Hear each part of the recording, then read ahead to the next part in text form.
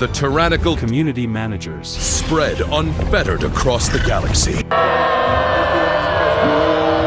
the hell is that smell? There is a lot of blame at Arrowhead that that is being forgiven. Their community managers were absolutely disgraceful in their conduct of how they dealt with customers.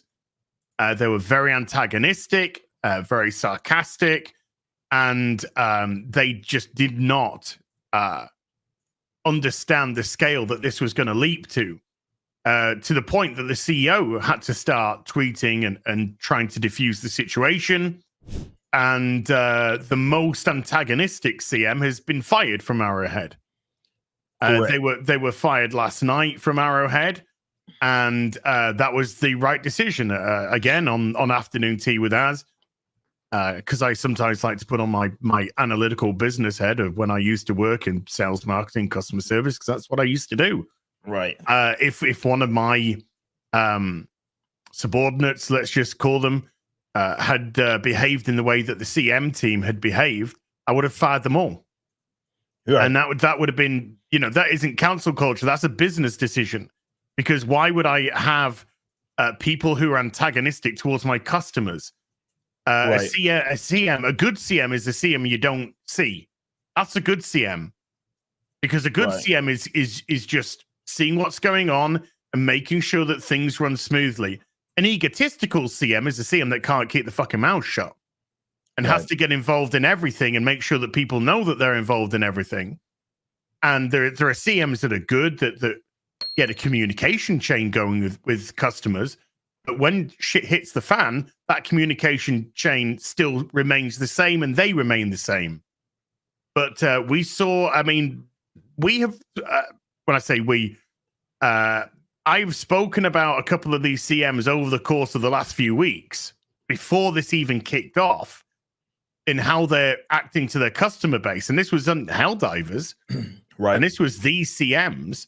Like the head CM's just got a bio full of fucking flags and shit. You know it. Very predictable. If you're representing a company, a corporation, you get that shit out of there. Yeah. You want to believe in that shit, that's your business. That's your prerogative.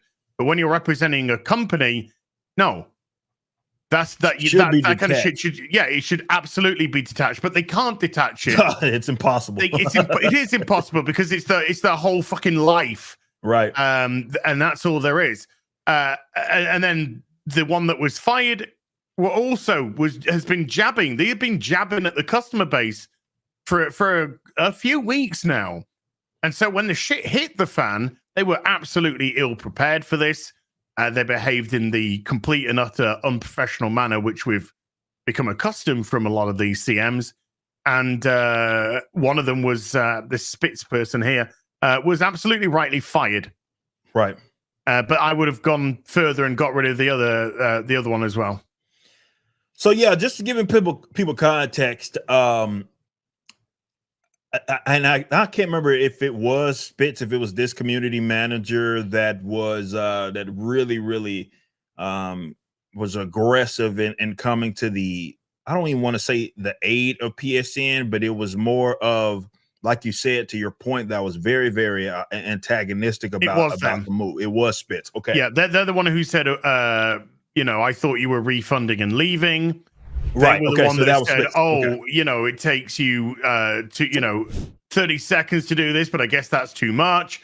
All that kind of stuff. And then that's the automatic fire. Like, to me, that's the one that they're not.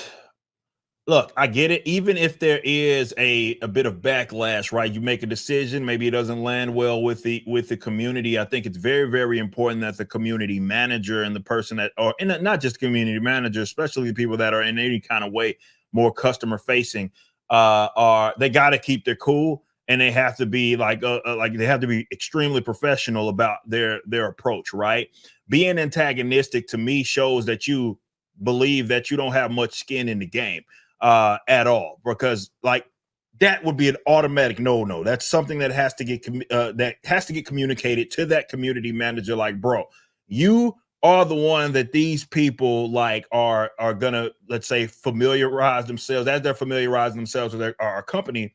they're going to you. They're looking at what you say. You're also feeding information back and forth to both the company itself as well as to the customer. So you're very, very kind of forward and front facing. So you have to be careful with some of those things that you say. To me, this is a person that, as many community managers are with these companies, they don't even look at themselves as if they are representative of the company. They look at themselves as if they just got a gig for said company, and now it's their. They can kind of say whatever the fuck they want, right? It's no true direction there, and I think that's kind of the dangers that you face when you don't necessarily vet who it is that you're bringing on, because, like I said, fair or not, they represent the company, and people are going to affiliate them with your company. And to be fair, if you trust them as a community manager, you're putting them in that position to be that person, girl, gal, they, them, whatever the fuck. So they have to have their shit together.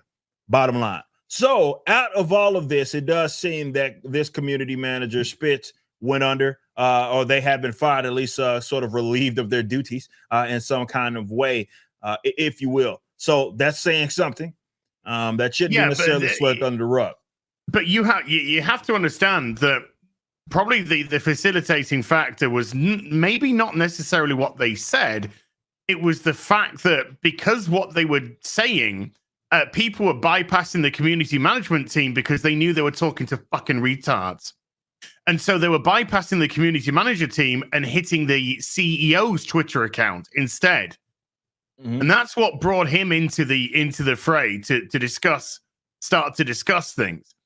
So I think that became pretty clear. And if your community management team is failing to such capacity that the CEO feels as if he's now taking over the role as community manager, you're done. Yeah, you're done because you're paid for a job and you're not doing it.